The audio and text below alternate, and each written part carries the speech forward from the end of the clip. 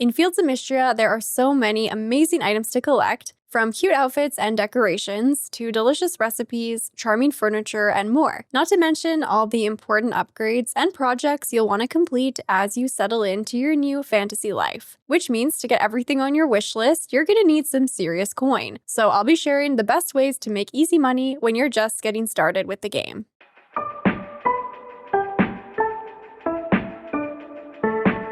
Hello friends, Sarah Sunstone here, and welcome back to Wish I Knew.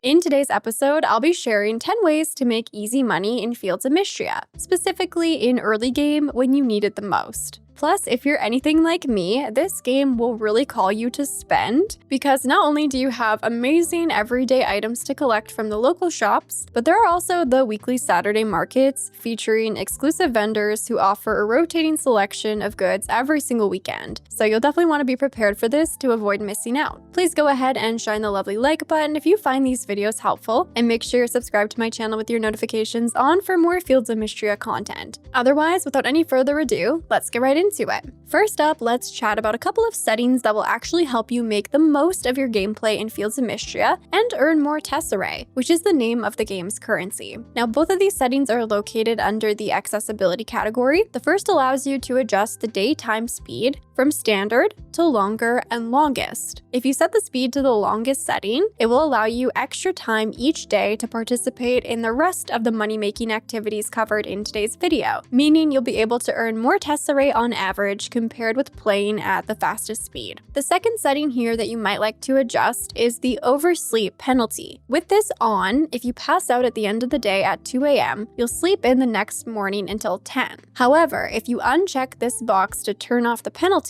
there will be no pass out punishment. This means if you do pass out, you won't be punished with a shorter day afterwards, but also it saves you the hassle of making the trip home by 2 a.m., when instead you can keep doing activities around the map to earn you more money. In this case, the pass out feature essentially acts as a free teleport home. Just keep in mind that anything gathered in your pockets before passing out won't be sold, because you will need to actually add them to your shipping bin before the end of the day to get your payout. The next tip I have might seem counterintuitive at first, because it will involve spending money, but it's one of the smartest investments you'll make, which will help you earn more money in the long run. And that is to prioritize your first inventory expansion as soon as you can, which is available at the general store in town for 1,000 tesserae. Now, this upgrade will double your bag space from 10 slots to 20 slots, meaning you can gather so much more when you're out and about, saving yourself the trips back and forth to your farm to unload items. However, if it does take you a little while to save up for this expansion, or if you get the expansion and still find yourself running out of space, don't panic, because anything you collect on your adventures can actually be left behind for you to go pick up later. As far as I can tell, dropped items actually don't despawn at all around the map, so use this feature to your advantage. Now, one of the easiest ways to start making money in early game in Fields of Mistria is by foraging. The world is full of herbs, flowers, berries, and more to gather across the map, with even some rare, valuable forageables to discover as well. The best part is that this activity requires no stamina whatsoever, so the only limit that exists for this is the time you have in the day and the number of forageables available around the world. Now remember that items don't despawn, so if your bag is full, just carry on with gathering forageables and leave them on the ground so they actually count as being collected and allow for new forageables to spawn in. You can just come back for the items later. Now, do keep in mind that there are collections of forageables for each season that can be donated to the museum, so be sure to donate one of each first before you start selling. I also recommend stashing away a handful of each type of forageable in case they're needed for town requests, which could lead to greater rewards and increased profit, depending on the specific quest. You can also beachcomb for shells and interact with dive spots around the world in the waters to find items like pearl clams, fish, and more to also sell. When diving, there's even a chance to find treasure chests, which can contain various different rewards, including money itself. Next up, as previously mentioned, there is a request board located in the town center, which is an amazing and fun way to earn money as you complete different quests. Now, I suggest checking this board every single day, Make it part of your daily routine, especially because they don't expire, so you can complete these requests at any time. Many of the requests will ask for very simple items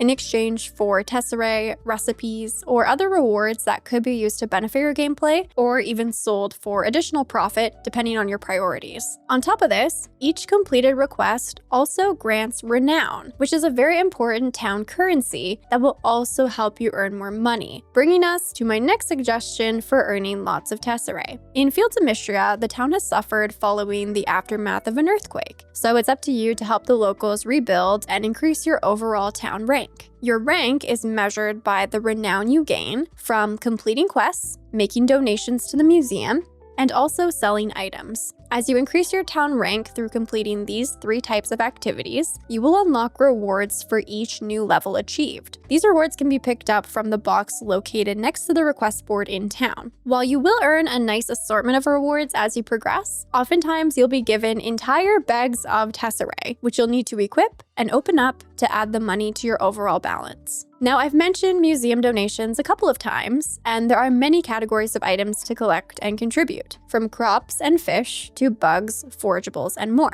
But one of the major categories of donations is artifacts, which can be found from dig spots, diving spots, and also from fishing. Now, the benefit of collecting artifacts is twofold. First, to help complete those museum collections, increasing your town rank and netting you extra tesserae as rewards, but also so you can sell extra artifacts for profit once you've donated one of each. To maximize your treasure hunting expeditions, I do recommend redeeming the following skill perks once you've accumulated enough essence. In the archaeology category specifically, you'll want to redeem the Western Runes Scholar perk, which will provide an additional daily dig site at the Western Runes. In the same category, you should redeem Sunken Secrets, which will add sunken artifacts to dive spots. Although it will take leveling up your archaeology skills to level 15, once you unlock those tier 2 skills, you can also redeem the Stone Turner perk, which will add a chance for artifacts to drop when breaking rocks in the mines, plus the Eastern Road Scholar perk, which will add an additional dig site on the Eastern Road. I do find that this skill is much quicker and easier to level up than others,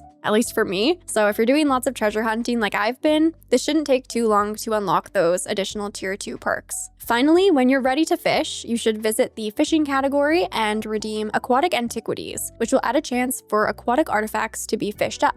A special note here is that you will unlock an artifact replicator in the museum after making a certain number of donations, and this machine will actually convert extra artifacts into placeable furniture items. So if there's a specific item you'd really like as a collectible, as a decoration for your home, be sure to hang on to it for this purpose rather than selling it for profit. And back to the topic of fishing. Fishing is actually one of the best ways to earn some extra money in early game. And all you need for this is a fishing rod, which can be purchased at Tarithia's tackle shop for just 500 tesserae. Once you have this in your toolkit, you can fish in any body of water where you see a fish shadow or a school of fish, which will allow you multiple catches from the same spot. Similarly to other categories of items, be sure to donate one of each to the museum before selling extras, and do keep in mind that town requests will pop up on occasion requesting certain specific fish. But I've personally had no trouble yet just catching those fish after picking up the quest, so I haven't been keeping any fish in storage myself, I've just been selling them. There is also a chance to fish up treasure boxes that contain tesserae, which is an excellent bonus. Of course, you can earn a substantial amount of money through farming, but not all crops are created equally. While you should grow one of each seasonal crop to be donated to the museum, from then on you'll mostly want to focus on growing regrowable crops. While the seeds for these can be a bit more of an investment up front, once you've planted them, you'll be able to continue reharvesting them over the course of the season, as long as you're watering them every day. So if you're a fan of lower maintenance farming like me, this will save you time from having to replant crops after each harvest, so you can spend that time in other useful and profitable ways. There are regrowable crops available at every season, starting with strawberries in the spring, and you'll even be able to unlock a wider selection of seeds at the general store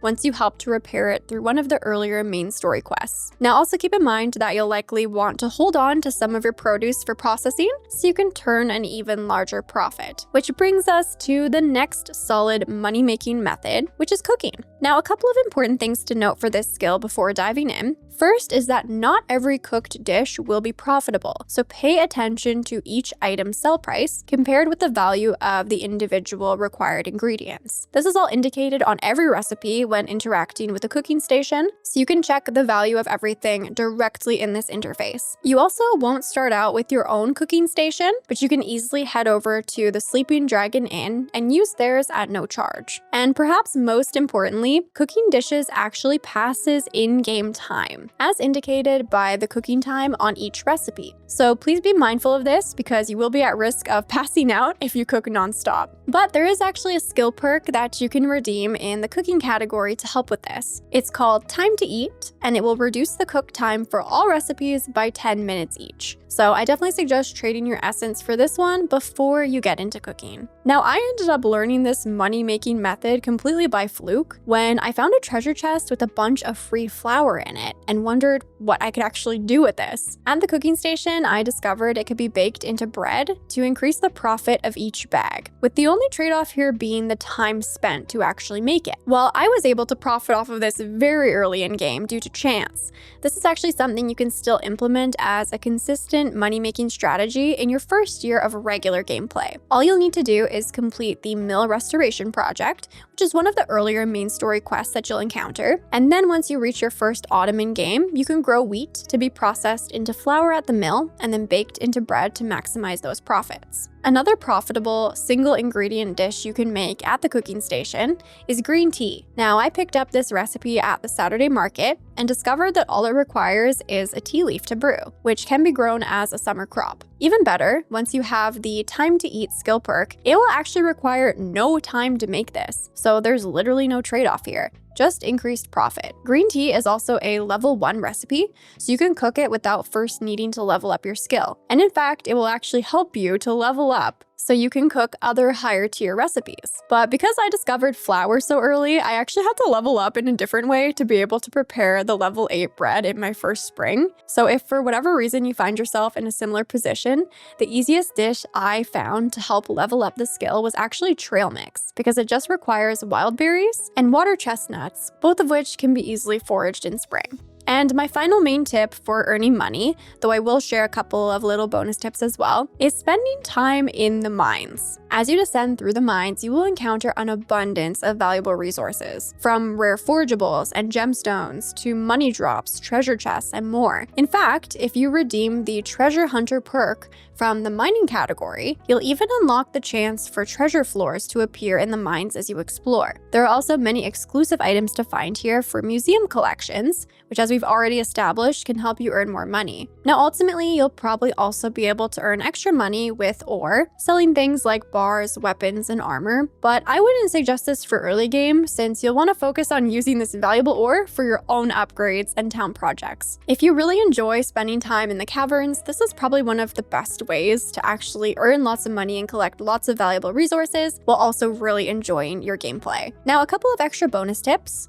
The first is that you'll start out the game with a free bowl of soup, and you can sell this bowl of soup for some quick cash in your first days, and then visit the Sleeping Dragon Inn on the daily for a free bowl of soup instead. While this bowl of soup only offers 20 stamina and is consumed on the spot, it's free and super helpful to go pick up every day. So this is the trade-off I would personally make just to get a little bit of extra coin in your first days. You can also make some decent tesserae by selling extra bugs, some of which aren't required for the museum at all, but others are. So again, be sure to donate one of each eligible bug first. Now, bug catching isn't going to make you a millionaire overnight by any means, but it does add up when you sell those extra catches. Well, there you have it, friends. Those were 10 ways to make easy money in Fields of Mistria, especially when you're just getting started. Let me know down in the comments which of these tips you found the most helpful, maybe what you're saving up for, whether it be a new outfit or a new piece of furniture, anything and everything. You know I always love hearing from you. And with all that being said, thank you so much for watching. I love you all.